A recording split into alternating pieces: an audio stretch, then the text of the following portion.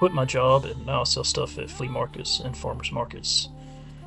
Definitely make less money doing this than when I worked a regular job, but I just prefer to do this.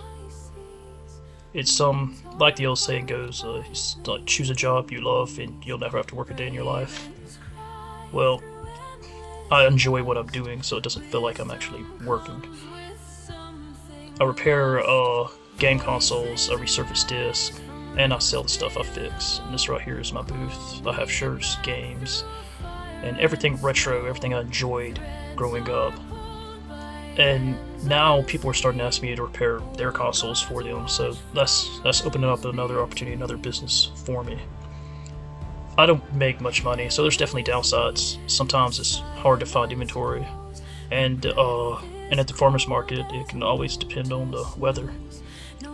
Some months I might only make half of what I made the month before, but I'd rather make less money doing something I actually enjoy than make more doing something that I don't.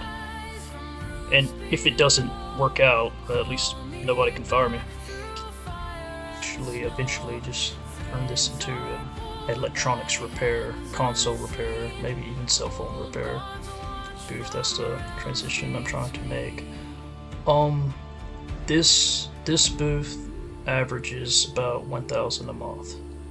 That's not a lot of money, but it is something I built myself.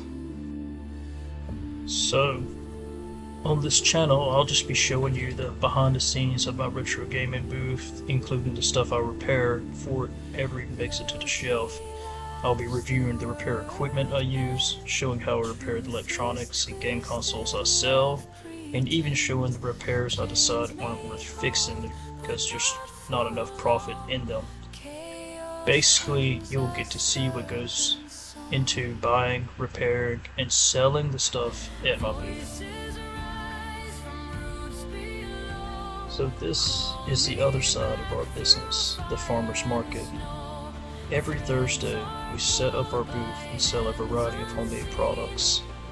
We have traditional sourdough bread, focaccia, granola, jams, herbal teas, elderberry shots, and Amish-style cinnamon rolls. My wife makes most of the products, and this has actually become a pretty big part of our business. We average around 900 in sales every Thursday. Of course, that sale's not pure profit. There's ingredients, supplies, booth fees, and everything else that goes into making the products. But it's a big part of what allows us to do this full time.